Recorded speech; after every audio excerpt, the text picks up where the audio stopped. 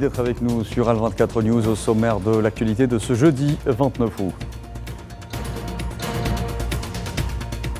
Après de nouveaux massacres, le bilan des victimes de l'agression génocidaire sioniste contre la bande de Gaza s'alourdit à 40 602 martyrs et 93 855 blessés.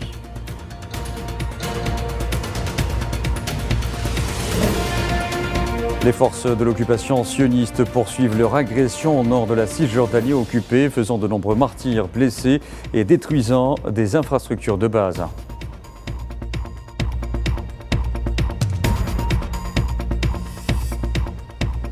Présidentielle du 7 septembre en Algérie, 15e jour de campagne électorale pour les candidats, axant leur discours sur la hausse des budgets sectoriels ou encore les relations de l'Algérie avec son voisinage.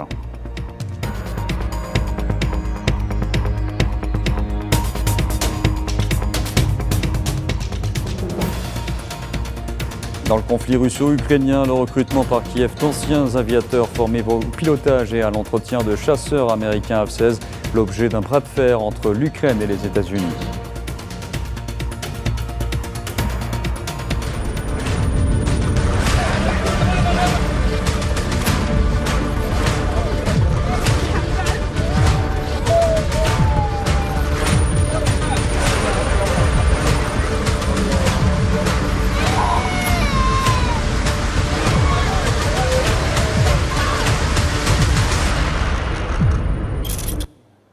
Bonsoir à tous. Au 328e jour de l'agression génocidaire sioniste contre la bande de Gaza, le bilan des victimes s'est encore alourdi à la suite de nouveaux massacres pour passer à 40 602 martyrs et 93 855 blessés, dont une majorité d'enfants et de femmes. Rien qu'au cours des dernières 24 heures, 68 Palestiniens sont tombés en martyrs dans la bande de Gaza.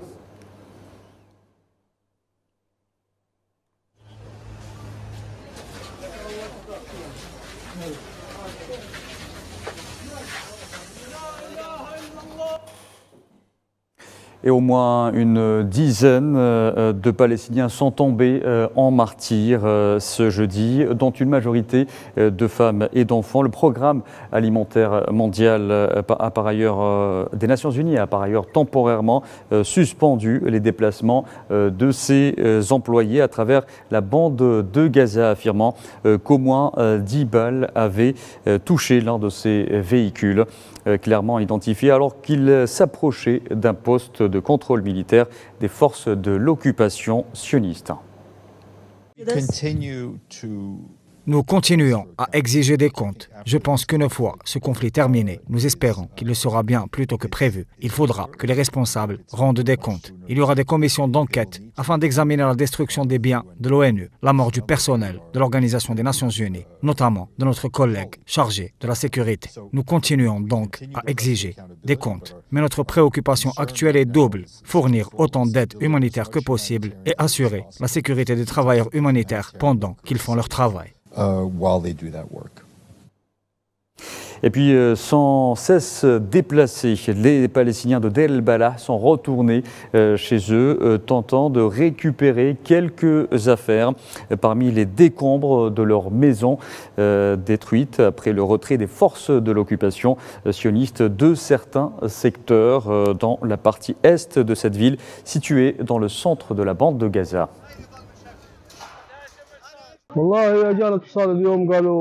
Aujourd'hui, nous avons reçu un appel téléphonique nous informant que l'armée israélienne s'était retirée de ce secteur et que nous pouvions venir voir l'état de nos maisons. Nous sommes donc venus vérifier nos maisons et voici ce que nous avons trouvé. Nous avons tout perdu, comme vous pouvez le voir. Et maintenant, nous cherchons nos affaires et nos vêtements, car nous sommes partis avec seulement les vêtements que nous portions. Et puis, s'agissant toujours dans notre dossier consacré à la bande de Gaza, s'agissant à présent de la situation humanitaire, elle demeure catastrophique dans l'enclave palestinienne. La santé des Palestiniens, notamment celle des enfants, est sérieusement compromise. Pour ne rien arranger, la polio se propage à grande vitesse. Les habitants de Gaza espèrent une trêve humanitaire pour vacciner les plus vulnérables. Eliane Bakr, une petite fille d'1 an et demi, est allongée sur un lit de l'hôpital Nasser de Raza, aux côtés de sa mère et de sa grand-mère. L'enfant est soigné à l'hôpital pour plusieurs complications médicales. Ma fille a eu des problèmes de santé à cause de la malnutrition. Elle souffre de déshydratation. Cette déshydratation lui a causé des problèmes. Elle est devenue molle et a un faible taux de potassium. Elle a de l'acide dans le sang et a eu des infections dans les 2 poumons. La famille d'Eliane attend avec impatience que leur fille reçoive le vaccin contre la polio. Après que le virus de la polio de type 2, le premier cas de ce type sur le territoire depuis 25 ans, ait été signalé dans l'enclave ravagée par l'agression sioniste. Maintenant, ils nous disent d'aller aux écoles, aux camps pour administrer le vaccin contre la polio aux enfants. Mais nous avons peur d'y aller. Nous demandons une trêve humanitaire. Ayez pitié de nous, des enfants, pour que nous puissions leur administrer le vaccin contre la polio. L'école a été bombardée, les camps ont été bombardés, les rues ont été bombardées. Il y a des bombardements partout à Raza. Eliane espère qu'une trêve ou un cessez-le-feu sera instauré pour permettre aux familles de vacciner leurs enfants. Je ne peux pas marcher dans la rue et me faire bombarder ou voir ma fille subir quelque chose ou être victime d'une attaque ciblée. J'ai besoin d'une trêve, d'un cessez-le-feu pour pouvoir administrer ce vaccin à ma fille. Avec des services de santé largement endommagés ou détruits par les bombardements et des eaux usées non traitées se répandant dans un contexte de dégradation des infrastructures d'assainissement, la population de Raza est particulièrement vulnérable aux épidémies. Et en Cisjordanie occupée, les forces de l'occupation sioniste poursuivent leur agression, notamment au nord. 17 Palestiniens sont tombés en martyrs dans différents gouvernorats en 48 heures. Les forces de l'occupation y détruisent biens et infrastructures et mènent une importante campagne d'arrestation. Souila Kilal. Les forces sionistes poursuivent pour le 2e jour consécutif leur incursion massive dans le nord de la Cisjordanie. Toubas, Tulkaram, Jenin, les camps de Nour Shams et Fara'a sont particulièrement ciblés. Des milliers de soldats sionistes appuyés par des hélicoptères, des drones, des véhicules blindés de transport de troupes opèrent dans la région. Perquisitions, assassinats, arrestations, dégâts matériels importants notamment sur la voie publique. Couvre-feu. Depuis mardi soir, les forces sionistes ont assiégé le nord de la Cisjordanie, des méthodes qui rappellent fortement les débuts du génocide à Raza. En 2 jours, le bilan des victimes est passé de 11 martyrs à 17 aujourd'hui. 5 Palestiniens ont été tués à l'aube ce jeudi dans une mosquée à Tulkaram. Un autre a été tué dans un petit village au nord de Jenin. Selon les voisins, 2 ou 3 coups de feu ont été tirés sur mon fils. Ils l'ont touché, puis ils l'ont emmené dans la cave de la maison. Ils lui ont attaché les mains avec des cordes. C'est vers 4h30 que l'armée s'est retirée. Les voisins ont suivi les traces de sang. Ils l'ont trouvé ligoté et sans vie. Il était infirmier et bénévole auprès du Croissant Rouge. Les forces sionistes ont renforcé leur présence dans plusieurs quartiers de Jenin, empêchant les ambulances et les équipes de secours d'accéder aux victimes. Le Croissant Rouge palestinien a annoncé avoir perdu le contact avec ses équipes à Jenin, assiégées par les forces sionistes. Les télécommunications palestiniennes ont par ailleurs annoncé l'arrêt total de leurs services à Jenin suite aux opérations sionistes. Et les Palestiniens enterrent leurs morts, notamment ceux tombés en martyrs dans le camp d'El Fara'a à Toubas à l'issue de cette agression continue contre la bande de Gaza. Selon un bilan provisoire, au moins 17 Palestiniens sont tombés en martyrs à Jenin, Tulkaram, Toubas et les camps de réfugiés.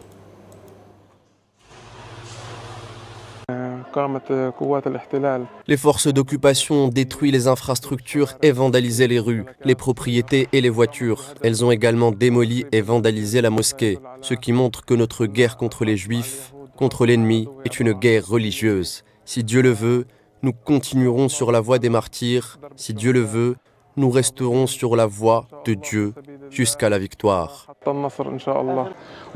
Ici aussi, ils ont commis de nombreux massacres, bombardements et incendies, afin de faire pression sur la résistance pour que le peuple se prononce contre la résistance, mais cela n'arrivera pas. À chaque escalade sioniste, l'opinion publique se rassemble autour de la résistance parce que tout le monde est convaincu que face à cette occupation et à ce monde injuste avec ses États et ses organisations, en particulier les États-Unis, il n'y a pas d'autre moyen d'établir un État palestinien que la résistance, l'unité nationale et la fermeté. Et depuis hier soir, les forces de l'occupation sioniste ont arrêté au moins 25 Palestiniens en Cisjordanie, dont d'anciens détenus.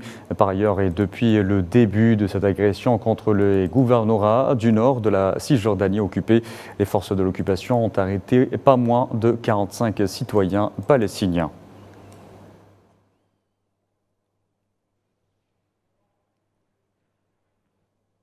Pour sa part, le chef de la diplomatie européenne, Josep Borrell, a indiqué avoir entamé le processus consistant à demander aux États membres de l'Union européenne s'ils souhaitaient imposer des sanctions à des ministres de l'entité sioniste coupables de propager, selon lui, la haine contre les Palestiniens. Borrell avait déjà appelé à imposer des sanctions contre les extrémistes Bezalel Smotrich et Itamar Ben-Gvir.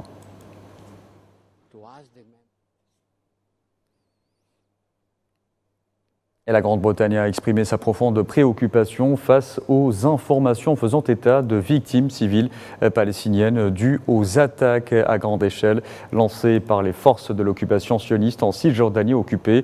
Le bureau du porte-parole du ministère britannique des Affaires étrangères a indiqué suivre de près la situation.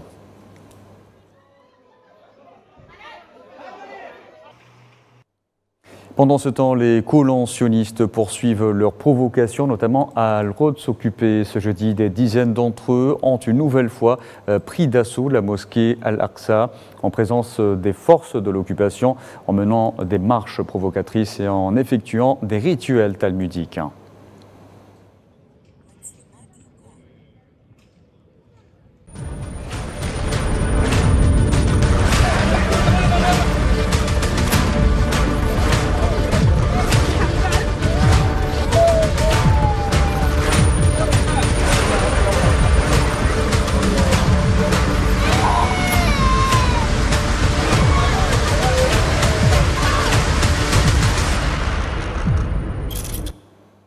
Allez, restez avec nous pour la suite de ce 19h. Tout de suite, notre dossier consacré à la présidentielle en Algérie.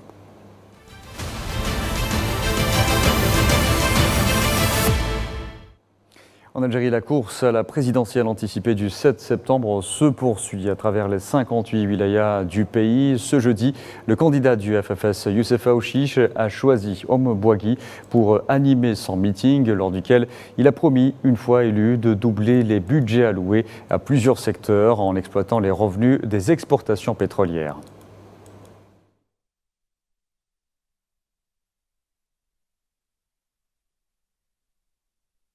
نرفعوا من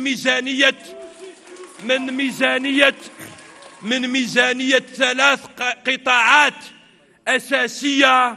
Nous augmenterons les budgets de 3 secteurs fondamentaux de l'État, à savoir le secteur de l'éducation nationale, le secteur de l'enseignement supérieur et de la recherche scientifique et le secteur de la santé. Nous devons les développer et leur accorder plus d'importance.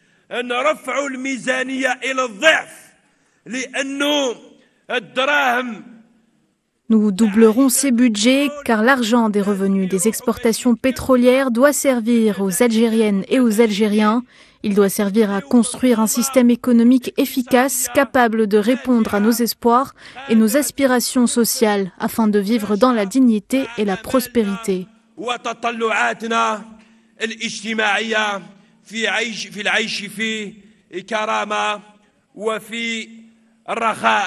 Nous nous engageons à construire un pays capable de se développer par sa diversité culturelle, sa richesse linguistique, son authenticité et ses traditions. Un pays capable de progresser par son ouverture sur le monde et son attachement à ses valeurs et ses traditions.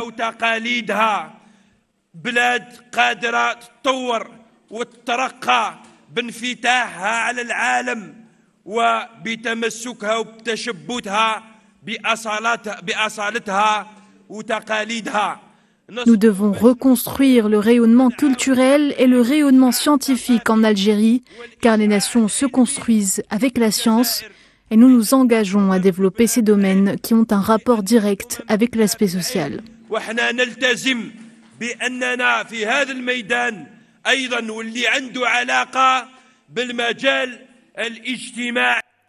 De son côté, le candidat indépendant Abdelmadjid Tebboune était ce jeudi à Janet lors de son meeting. Abdelmadjid Tebboune a évoqué les relations entre l'Algérie et son voisinage, indiquant son intention d'ouvrir les frontières avec le Niger et la Libye et d'établir des zones de libre-échange avec eux, tout en insistant sur la continuité dans son programme.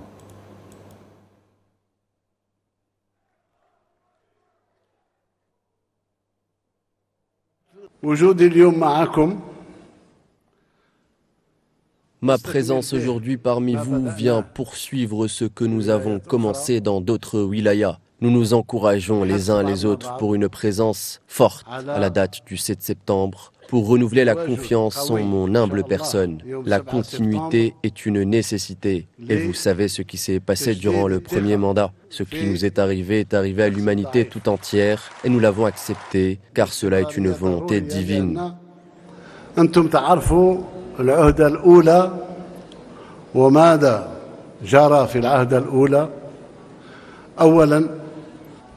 تسلط علينا مثل ما تسلط على البشرية كلها وتقبلناها بصدر رحب ما دامها قدرة إلهية الكوفيد اللي خلى بلادنا منذ سنة ونص. Le Covid qui a laissé notre pays avec des usines fermées, des écoles fermées, nous avons essayé de sauver ce qui pouvait être sauvé. ما استطعنا إنقاذه من أرواح كل محيط نتاعنا كلهم دول شقيقة وصديقة. Tous les États de notre région sont des amis. La Libye est un État ami, le Niger est un État ami, le Mali est un État ami. Nous aidons ces pays dans la mesure du possible. En tout cas, nul mal ne leur arrivera de notre part.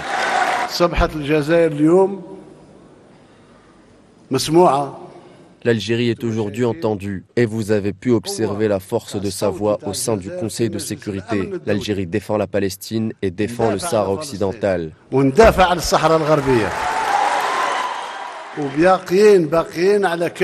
Et nous maintenons notre parole et notre position quant à la défense du Niger, pays frère, et nos relations demeureront fraternelles telles qu'elles le sont depuis l'indépendance. Et de son côté, le candidat du MSP, Abdelali Hassani Chrif, se trouvait à Ouadsouf, qu'il a estimé être un exemple en termes de développement. Ouadsouf, une ville frontalière sur laquelle repose, selon lui, entre autres, la sécurité et la stabilité du pays, visé par des agendas étrangers, selon le candidat du MSP, notamment sionistes, des agendas notamment sionistes. Voilà, vous retrouverez l'intervention de Abdelali Hassani Chrif dans nos prochaines éditions. Dans l'actualité également, au Soudan, le ministère soudanais de la Santé a annoncé que 8 nouveaux décès dus à l'épidémie de choléra avaient été enregistrés dans les États de Gedraref et Kassala, à l'ouest du pays. Plus de 1350 cas ont été recensés jusqu'à hier, un chiffre probablement sous-estimé, le ministère de la Santé ayant du mal à accéder à la grande partie du pays occupée par les forces de soutien rapide.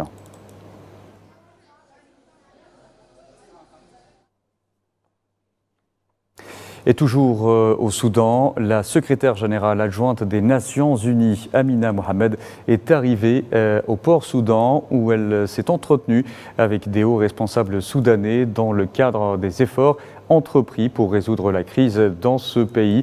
Depuis avril 2023, l'armée soudanaise est engagée dans une guerre dévastatrice avec les forces paramilitaires de soutien rapide, un conflit qui a fait des dizaines de milliers de morts et provoqué le déplacement de plus de 10 millions de personnes, selon l'ONU.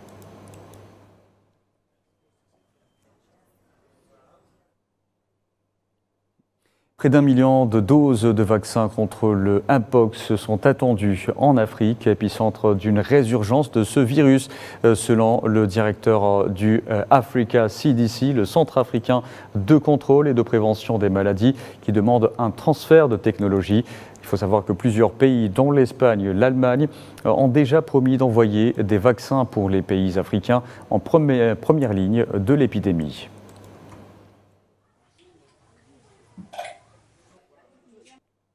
Et je vous en parlais en titre, à l'approche d'une conférence en Allemagne consacrée à la situation en Ukraine.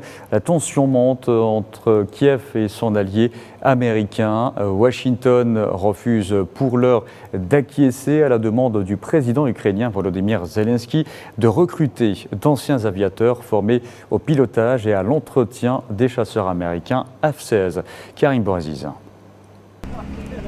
Comment peut-on tenir la dragée haute dans une guerre moderne sans une armée de l'air? Embroglio dans lequel se trouve l'Ukraine face à la Russie. La prochaine réunion sur la situation du pays est prévue en septembre prochain sur la base américaine de Ramstein en Allemagne. En tout et pour tout, 57 pays réunis, dont 32 membres de l'OTAN, qui formaliseront une aide supplémentaire envers Kiev. Les États-Unis, premier mécène en termes de volume en dollars et d'armement, devraient, comme à l'accoutumée, donner le là.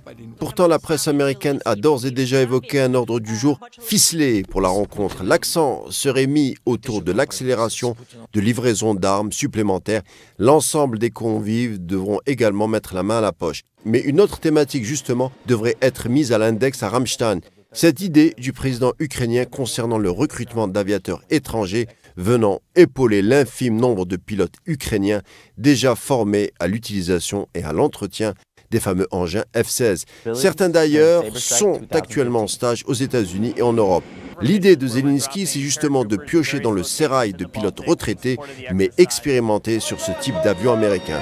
Certains pays alignent le F-16, dont 11 membres de l'OTAN. Zelensky a l'embarras du choix donc. Mais certains à Washington sont opposés à ce projet, à savoir des anciens pilotes retraités devenus mercenaires pour la cause ukrainienne dans un bras de fer avec Moscou.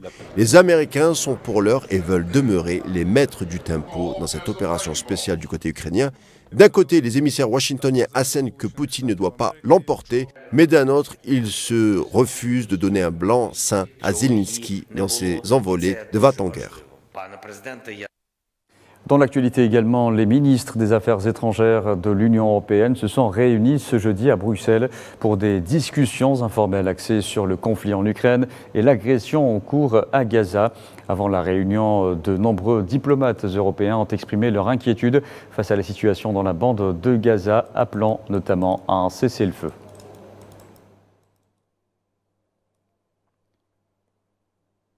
Le Premier ministre britannique Keir Starmer s'est adressé aux médias après sa rencontre bilatérale à Paris avec le président français Emmanuel Macron, disant espérer une reconstruction des relations avec la France et l'Union européenne afin de faire face à la menace de l'extrême droite, du populisme et du nationalisme.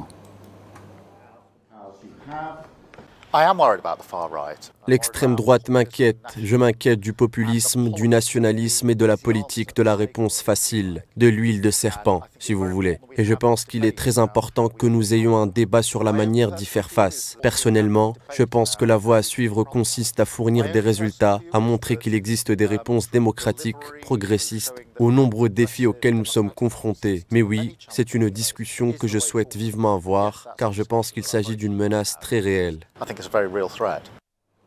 À direction le Liban, où des manifestants ont vandalisé les façades de banques et brûlé des pneus dans la banlieue nord-est de Beyrouth pour réclamer la restitution de leurs dépôts. Le Liban, qui est plongé dans une crise économique que la Banque mondiale a qualifiée de l'une des pires de l'histoire moderne.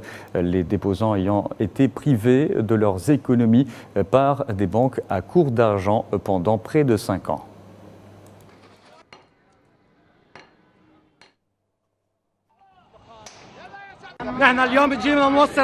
Nous sommes ici aujourd'hui pour transmettre un message aux propriétaires de la banque.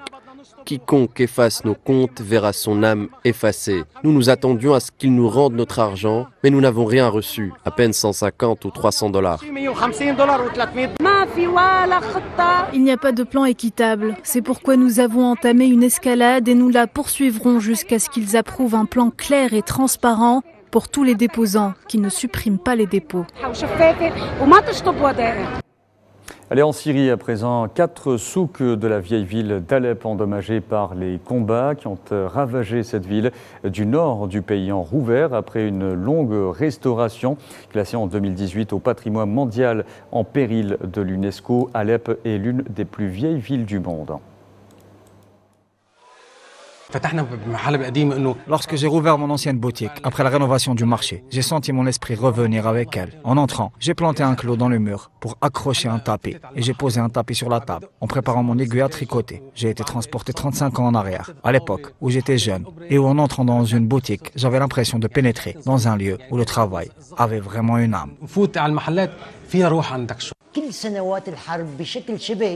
Pendant toutes ces années de guerre, presque chaque jour, je me tenais sur le balcon de notre maison et je regardais le ciel nocturne en me disant toujours, après la nuit, la lumière viendra. Depuis 4 jours, je ne dors qu'1 ou 2 heures et je n'arrive pas à croire que l'aube se lève. Je viens dans le vieil Alep pour réaménager ma boutique parce que j'ai des souvenirs avec chaque pierre qui s'y trouve. Voilà, et on arrive à la fin de ce journal. Merci à vous de l'avoir suivi. Vous pouvez revoir ce programme sur le site d'Al24 News ou à travers nos différentes plateformes en scannant le QR code qui s'affiche en bas de votre écran. Excellente soirée à tous.